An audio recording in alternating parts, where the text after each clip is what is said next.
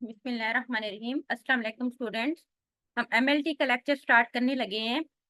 MLT की आपकी books मैंने आप लोगों को ग्रुप में शेयर कर दी हैं, ठीक है। आप लोगों की तीन बेसिकली बुक्स हैं।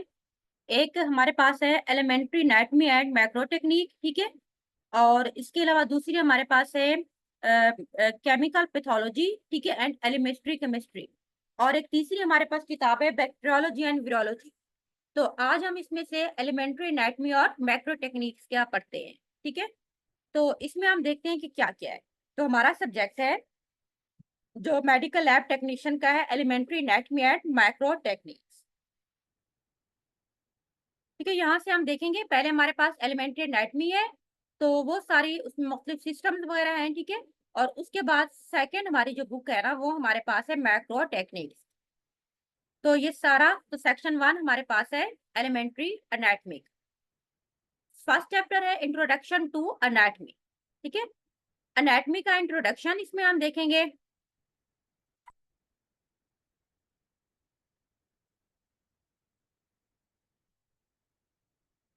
ठीक है, इंट्रोडक्शन ऑफ एनाटॉमी। जिस तरह से आप सबको पता है कि एनाटॉमी क्या है, बेसिकली ये हमारे पास साइंस की वो ब्रांच है जिसमें हम किसी भी ऑर्गन्स की जो है ना स्ट्रक्चर को डिस्कस करते हैं, ठीक है, उसकी साफ्ट को, तो उसको हम एनाटॉमी का नाम देते हैं। तो एक तो एनाटॉमी होती है ना किसी भी लिविंग ऑर्गेनिज्म, उसमें चाहे इंसान है, उसमें कोई अदर जानवर है, ठीक है, उसमें प्लांट्स भी माना जाते हैं, उन सब की स्ट्रक्चर की स्टडी को हम एनाटॉमी कहते हैं। लेकिन ह्यूमन एनाटॉमी में हम बेसिकली स्ट्रक्चर को स्टडी करेंगे, ह्यूमन बॉडी, ठीक है, इंसानी जिस्म के स्ट्रक्चर, उसके ऑर्गेनाइजेशन को जो स्टडी करते हैं ना, उसको हम ह्यूमन एनाटॉमी का नाम देते हैं। एनाटॉमी का मतलब है internal and external structure of the body, ठीक है, और उनका फिजिकल रिलेशनशिप क्या है, और ये सारी स्टडी हम एनाटॉमी में करते हैं। जबकि फिजियोलॉजी का मतलब होता है कि फंक्शंस क्या है उन स्ट्रक्चर के, यानी कि स्ट्रक्चर की स्टडी को हम एनाटॉमी कहते हैं, और फिजियोलॉजी कहते हैं कि उनके फंक्शंस क्या है, उसको हम फिजियोलॉजी कहते हैं। उसके बाद कुछ ब्रांचेस है एनाटॉमी की, जिसमें हमारे पास एक है बेटा regional anatomy. Regional anatomy mean जिसमें हम बॉडी के स्पेसिफिक पार्ट्स, एक स्पेसिफिक रीजन की स्ट्रक्चर को स्टडी करते हैं, तो हम उसको रीजनल एनाटॉमी का नाम देते हैं, ठीक है। उसके बाद हमारे पास है सिस्टेमिक एनाटॉमी। अब इसमें हम एक पूरे सिस्टम के स्ट्रक्चर, अब जिस तरह फॉर एग्जांपल डाइजेस्टिव सिस्टम है, ठीक है, रिस्पिरेटरी सिस्टम है, इस तरह कार्डियोवैस्कुलर सिस्टम है, पूरे सिस्टम की जब हम एक स्ट्रक्चर को स्टडी करेंगे तो हम उसको नाम देते हैं सिस्टेमिक एनाटॉमी का। सरफेस एनाटॉमी मीन बॉडी की सरफेस जो हमें आम आंख से नजर आती है, ठीक है, अंडर द स्किन, स्किन के नीचे जो भी स्ट्रक्चर्स होती हैं जो कि हमें वाज़ेह तौर पर ऊपर नजर आ रही होती हैं, तो उसको हम सरफेस एनाटॉमी का नाम देते हैं।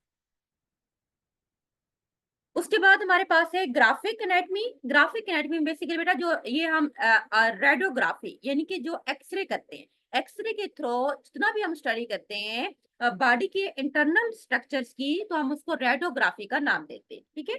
उसके बाद हमारे पास है जिस तरह बॉडी के मुख्तलिफ मसल्स, बॉडी फ्लूइड्स वगैरह, मुख्तलिफ बॉडी के प्रेशर वगैरह, इन सब की जो अंदर स्ट्रक्चर्स होती हैं एंडोस्कोपी के थ्रू या हम सेक्शंस वगैरह करते हैं, उनके हम एक्सरे लेते हैं, जिस तरह अल्ट्रासाउंड के थ्रू हम करते हैं, ये सारा हमारे पास रेडियोग्राफिक एनाटॉमी में आएगा। उसके बाद हमारे पास है क्लिनिकल एनाटॉमी। क्लिनिकल एनाटॉमी में बेसिकली हम क्लिनिकल प्रैक्टिस के अंदर मेडिसिन की प्रैक्टिस सीखे, उसका नॉलेज क्या है, एनाटॉमिकली तौर पर हमने कौन सी स्ट्रक्चर की स्टडी करनी है, फिर उसके लिए हमने ट्रीटमेंट क्या देना है, ये सारी स्टडी जो होती है हमारे पास क्लिनिकल एनाटॉमी में आती है, ठीक है। तो देन हमारे पास है एंड कुछ एनाटॉमिकल टर्म्स हैं सेकेंड नंबर पे। तो एनाटॉमिकल पोजीशन का बेसिकली जो रेफर्स करती हैं body position, as if the person was standing upright, downward stand, या वो जो है सिटिंग पोजीशन में है, सीधा है, उल्टा है, किस तरीके से, ये सारे हम उसकी पोजीशंस है। फॉर एग्जांपल हेड गैज यानी कि आई, या टॉयलेट डायरेक्टली इंटीरियर यानी कि अपना हाथ, जो अगर उसने अपना हेड फॉरवर्ड कहते हैं आगे की तरफ, हम उसको इंटीरियर पोजीशन पे कहते हैं, यानी कि बंदा का हेड है जो, या उसका हाथ है, या उसका पाँव है, उसके आईज है, किस पोजीशन पे है।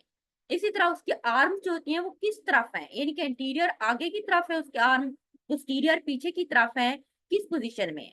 इस तरह उसके लोअर लिम्स मीन उसकी जो टांगे हैं, उसके जो पाँव है, ठीक है, वो किस पोजीशन में है। तो ये सारी स्टडी हम एनाटॉमिकल पोजीशंस में करते हैं। उसके बाद कुछ एनाटॉमिकल प्लान्स होते हैं, ठीक है। एनाटॉमिकल प्लान्स मीन हमारी बॉडी के मुख्तलिफ जो होती हैं, जिस तरह से हम उसमें देखते हैं कि मीडियल लाइन में है। अब जिस तरह एक पूरी बॉडी है ना इंसान की, अब ये जिस तरह मैं आपको इधर से दिखाती हूँ, ये डायग्राम में आपको नजर आ रहा है, ठीक है, ये पूरी बॉडी है। अगर हम इसको इस तरह से दरमियान में दो हिस्सों में डिवाइड कर देते हैं तो हम कहते हैं उसको मिड लाइन, यानी कि एक ऐसी लाइन जो इस पूरी बॉडी को बिल्कुल दो बराबर हिस्सों में डिवाइड करे। अब ये एक हिस्सा राइट होगा, एक हिस्सा लेफ्ट। अब कुछ ऑर्गन, कुछ पोजीशन होती हैं जो जाहिर सी बात है मिड लाइन के बिल्कुल पास होंगी, और कुछ जो हिस्से होंगे वो मिड लाइन से दूर होंगे। तो ये सारे हमारे पास एनाटॉमिकल प्लान्स में आते हैं। इसमें हम बारी बारी डिस्कस करते हैं कि ये होते क्या है, ठीक है, कौन से होते हैं ये सारे टर्म्स। इसमें ऊपर यही बताया हुआ है, जो आप फिगर में बताया हुआ है कि हम अगर ट्रांजेक्शन करते हैं, ट्रांसेक्शन पूरी बॉडी की, तो उसमें हम मुख्तलिफ ऑर्गन्स को देखें। अच्छा, टर्म्स हमारे पास है मिड प्लेन या मीडियन प्लेन। हम इसको वर्टिकल प्लेन भी कहते हैं, जो पूरी बॉडी को दो बराबर हिस्सों में राइट एंड लेफ्ट प्लेन में डिवाइड करते हैं, ठीक है, उसको हम मीडियन प्लेन कहते हैं। जिस तरह से ये फिगर 4 है, ठीक है, उन्होंने दिखाया हुआ है। अब पूरी बॉडी को जिस तरह से दो बराबर हिस्सों में हम उसको डिवाइड कर दें तो हम उसको नाम देंगे मीडियल का, ठीक है, मीन के मीडियन। अच्छा, सेकंड हमारे पास है सैगिटल प्लेन्स, उसको हम वर्टिकल प्लेन्स होते हैं through with body parallel to the median plane. और for example a plane parallel to near the medial may be refer to paramedial plane, यानी कि जो मीडियल लाइन के पैरेलल होते हैं, ठीक है, और कुछ हमारे पास होते हैं फ्रंटल सामने वाली साइड के ऊपर होते हैं, कुछ ट्रांसवर्स होते हैं जो कि ऊपर नीचे वाले पार्ट्स में होते हैं, ठीक है। इस तरह से ये मुख्तलिफ पोजीशंस है। ये जिस तरह डायग्राम में दिखाया हुआ है, ये देखिए, ये फ्रंटल सामने वाला हिस्सा बिल्कुल, और ये नीचे ट्रांसफर, ये उन्होंने जस्ट इनको अपर लिम्स को डिस्कस किया है, और ये फ्रंटल लोअर लिम्स नीचे वाले हिस्से को उन्होंने दिखाया, ठीक है। और ये बिल्कुल इस तरह सैगिटल जो मिड लाइन है बेसिकली। तो ये हमारे पास मुख्तलिफ पोजिशन। अच्छा, कुछ मूवमेंट्स होती हैं हमारी बॉडी की, ठीक है। तो जिस तरह मसल्स की मूवमेंट्स है, अब हमारा बाजू है फॉर एग्जाम्पल, हम चाहे उसको बिल्कुल सीधा कर देते हैं या हम उसको मोड़ते भी है, ठीक है, जब अपने कंधे के साथ अपने बाजू को मिलाते हैं तो ये मुख्तलिफ पोजिशन होती हैं जिसको हम मूवमेंट्स की कार्डेंस कहते हैं। So the term that are used to describe the action of muscles upon skeleton। अब मसल्स की मुख्तलिफ जो जॉइंट्स के अकॉर्डिंग हमारी मूवमेंट्स होती हैं या बोन्स की मुख्तलिफ मूवमेंट्स होती हैं, तो उसमें हम ये सारा देखते हैं। पहली टर्म हमारे पास है फ्लेक्शन एंड एक्सटेंशन, ठीक है। फ्लेक्शन का मतलब होता है बेंडिंग मूवमेंट, यानी कि दो जो अगर हमारी बोन्स हैं उनके दरमियान जब जो डिस्टेंस होता है ना, या जो एंगल होता है, जब वो डिक्रीज हो जाता है तो हम उसको फ्लेक्शन का नाम देते हैं। वही लिखा हुआ है कि वो कहते हैं कि मूवमेंट जो डिक्रीज कर देती है angle between two body parts. अब फॉर एग्जांपल अगर मैं अपने बाजू की एग्जांपल देती हूँ ना, तो मैं पता है अपर पार्ट और एक हाथ है, बाजू है, और उसके बाद फोर आर्म है, ठीक है। अब आर्म के अंदर जो बोन्स है ना, वो हमारे पास कौन सी हैं, होमरेस, ठीक है, एक जो ऊपर वाली बड़ी बोन्स है, और नीचे हमारे पास रेडियस एंड अल्ना है। अब दोनों बोन्स के दरमियान एक जॉइंट है जो एल्बो जॉइंट है। जब एंगल दोनों बोन्स के दरमियान, यानी कि रेडियस एंड अल्ना और होमरेस के दौरान बिल्कुल डिक्रीज हो जाता है, तो हम उसको फ्लेक्शन कहते हैं, ठीक है। इस तरह एक्सटेंशन, एक्सटेंशन का मतलब होता है किसी चीज का बड़ा हो जाना। अब जिस तरह मैं बाजू बिल्कुल सीधा करती हूँ ना, तो दो बॉडी के हिस्सों के दरमियान जो मूवमेंट्स होती है या जो एंगल्स होता है, जब वो इंक्रीज हो जाता है तो हम उसको नाम देते हैं एक्सटेंशन। वही है कि अल्ना और रेडियस बिल्कुल जब हम सीधा कर देते हैं तो एंगल जो उनमें ज्यादा हो जाता है, ठीक है। दो दो तीन तीन आपकी बुक में एग्जाम्पल लिखे हुए, आप एक एक कर लो। उसके बाद हमारे पास है, ये देखें जिस तरह से ये, अब ये फ्लेक्शन उस तरह उसने किया हुआ है, और ये एक्सटेंशन बिल्कुल सीधा कर दिया है उसने बाजू।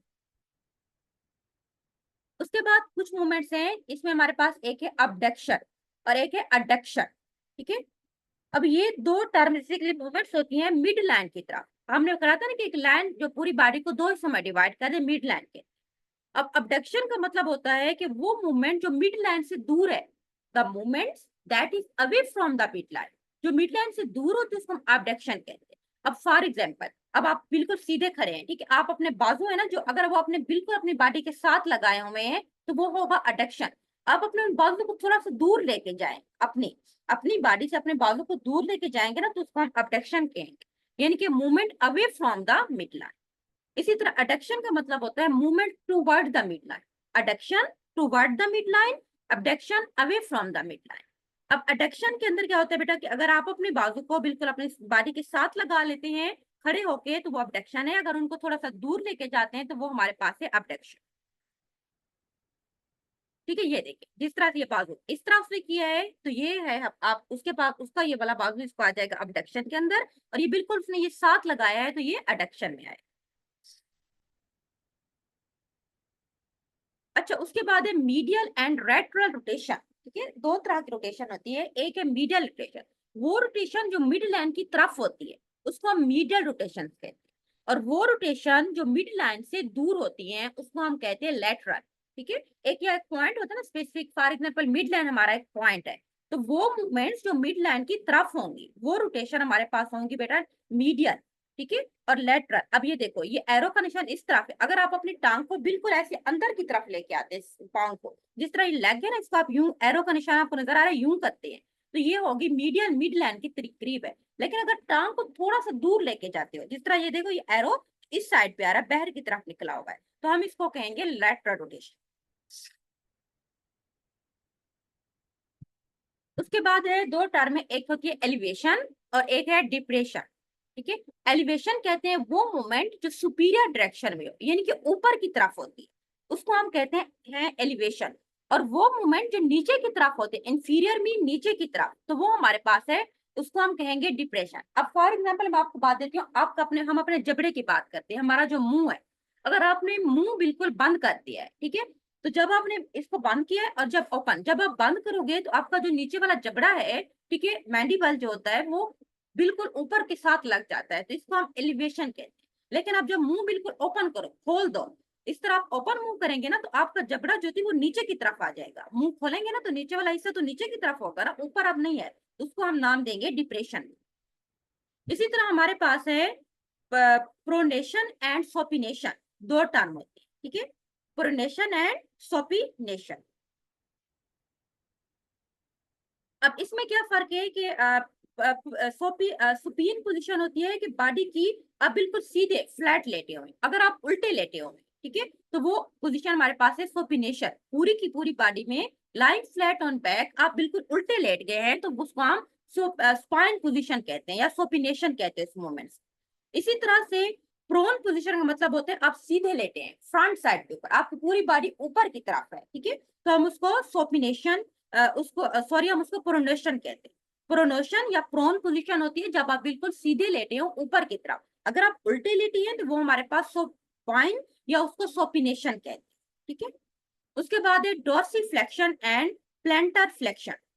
अब डोर्सीफ्लेक्शन क्या होती है, अगर हम अपने पाँव की तरफ आते हैं, ठीक है, अब पाँव का जो हमारा एंकल होता है, ठीक है, अगर वो so that food point more superior, अगर हमारा पाँव ऊपर की तरफ होता है, अब जो हमारा एंकल है ना वो ऊपर की तरफ थोड़ा सा मूव कर रहा है, तो हम उसको कहेंगे डोर्सीफ्लेक्शन। तो अगर हमारा जो है एंकल जो होती है, अगर वो इसमें सॉरी डोर्सीफ्लेक्शन और प्लेंटर, डोर्सीफ्लेक्शन का मतलब होता है कि flexion at the ankle that food point more superior, ज्यादा ऊपर की तरफ हमारा पाँव आता है, तो उसको हम नाम देते हैं डोर्सीफ्लेक्शन। उसके बाद हमारे पास है प्लांटर फ्लेक्शन का मतलब होता है कि एक्सटेंशन एट द एंकल। अब एंकल जो है ना हम बिल्कुल इस तरह से कहते हैं कि उसका फासला ज्यादा हो गया, एक्सटेंशन में ज्यादा हो गया, फूड जो होती है वो इंफीरियर हमें नीचे की तरफ आता हुआ नजर आता है, तो उसको हम नाम देंगे प्लांटर फ्लेक्शन। ठीक है, ये देखिए, अब ये है डोर्सीफ्लेक्शन, ये देखिए आपने बिल्कुल ये जो है, ठीक है, एंकल जो होता है उसका ये ऊपर की तरफ इस तरह आपने पाँव किया ना सुपीरियर पोजीशन के अंदर, तो ये डोर्सीफ्लेक्शन है। आपने बिल्कुल सीधा नीचे आपका ये जो हमारा पाँव का अंगूठा है ना वो बिल्कुल नीचे लग रहा है, ठीक है, तो वो हमारे पास है प्लेंटर फ्लेक्शन। ये देखिए नीचे बिल्कुल लग रहा है प्लेंटर फ्लेक्शन, इस तरह हमने उसको ऊपर उठाया हुआ है, तो ये हमारे पास है डोर्सीफ्लेक्शन। इनकी सुपीरियर पोजीशन की तरफ है और ये इंफीरियर पोजीशन की तरफ। उसके बाद इन्वर्जन एंड इवर्जन, दो टर्म होते हैं। इन्वर्जन कहते हैं वो movement of the sole toward the medial plane, sole जो हमारे पाँव की, ठीक है, सोल है, उसको अगर हम देखते हैं तो उसकी मूवमेंट अगर तो मीडियल लाइन की तरफ है तो वो इन्वर्जन है, अगर उसकी मूवमेंट मीडियल प्लेन या मिड लाइन से दूर है तो वो हमारे पास इवर्जन। ठीक है,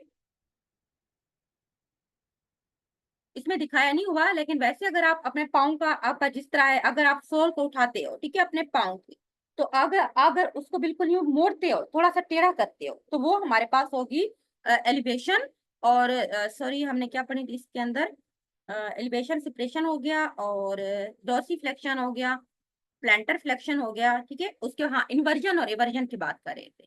तो इन्वर्जन का मतलब है कि जो सोल हमारे पाँव की है वो आगे की तरफ थोड़ी सी हो, face toward the medial direction.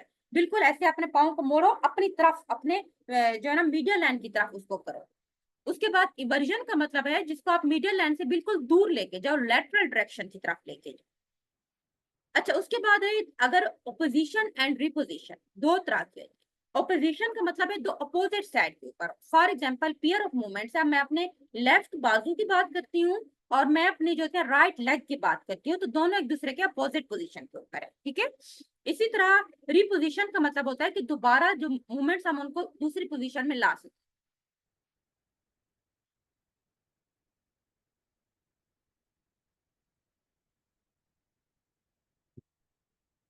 ठीक है, opposition bring the limbs and little finger together. अगर हम हाथ की बात करने की, वो कहते हैं थंब और जो हमारी छोटी उंगली है, अगर हम उनको बिल्कुल साथ लेके आए तो वो ऑपोजिशन है। Reposition movement that move the thumb and finger away from each other, बिल्कुल एक दूसरे से दूर लेके जाए तो वो रिपोजिशन है। और हम उनको दोबारा भी लेके, यानी कि जो हम अपनी मर्जी से किसी चीज को करीब लेके आए और फिर दोबारा अपनी मर्जी से उन चीजों को दूर लेके जाएं, तो वो हमारे पास रिपोजिशन में आएगा। उन्होंने हमारे थंब की और छोटी उंगली की बात की है, हम चाहें तो उनको साथ भी जोड़ सकते हैं, चाहें तो हम उनको एक दूसरे से दूर भी लेके जा सकते हैं। अच्छा, उसके बाद हमारे पास है सरकमडक्शन। क्या होती है सरकमडक्शन? कुछ मूवमेंट्स होती हैं, conical movement of limbs extending from the joint at which movement is control, यानी कि जॉइंट से दूर होती है। सर्कुलर मोशन में भी इसमें हम कह सकते हैं, कोन की तरह भी, यानी कि लिम्स को हम अपनी मर्जी से किसी भी पोजीशन में मूव कर सकते हैं।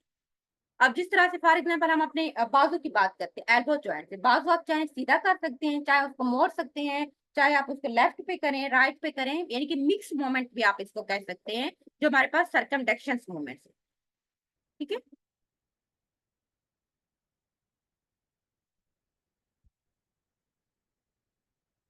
उसके बाद हमारे पास है प्रोट्रैक्शन एंड रिट्रैक्शन, कुछ अदर मूवमेंट्स। प्रोटेक्शन जो होती है वो डिस्क्राइब करता है anterior lateral movement. Anterior lateral का मतलब बता, एंटीरियर ऊपर की तरफ से है लेकिन बैकवर्ड पे है, इसको हम एंटीरियर लैटरल कहेंगे। फॉर एग्जांपल वो कहते हैं स्कैपुला। स्कैपुला जो हमारे शोल्डर ब्लेड्स है ऑन द थोरेसिक वॉल, जो पीछे थोरेसिक रीजन की तरफ होते हैं, that low the shoulder to move anterior. अब देखो, स्कैपुला जो शोल्डर ब्लेड है वो है तो पीछे की तरफ, लेकिन हम कंधों को चाहे ऐसे झुका भी सकते हैं ना, तो आगे की तरफ हम उनको मूव कर देते हैं, तो हम उसको प्रोट्रैक्शन कहते हैं, ठीक है। किसी चीज की तरफ झुकना, पहुंचना, रीचिंग आउट, ये मूवमेंट्स।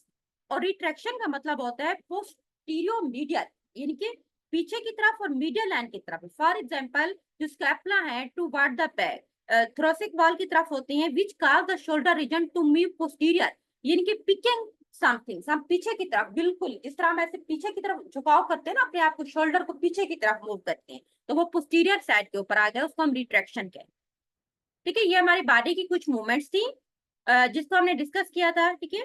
तो ये सारी है। तो इसमें से आपको डायग्राम भी लिखी हुई है, बाकी टिश्यू का हम नेक्स्ट टाइम डिस्कस करेंगे। आपने एनाटॉमी की जो डेफिनेशन थी कुछ ब्रांचेस की वो याद रखनी है, और इन पोजीशंस को सारा बुक में रट्टा लगाने की जरूरत नहीं है। जिस तरीके से मैंने बताया है, ठीक है, आप उसको अपनी वर्डिंग में भी लिख सकते हैं, और एग्जाम्पल आप उसकी कोई भी दे सकते हैं जिसमें वाज़ेह तौर पर आप बात को बता सकते, ठीक है। तो आज के लिए इतना काफी। अल्लाह हाफिज।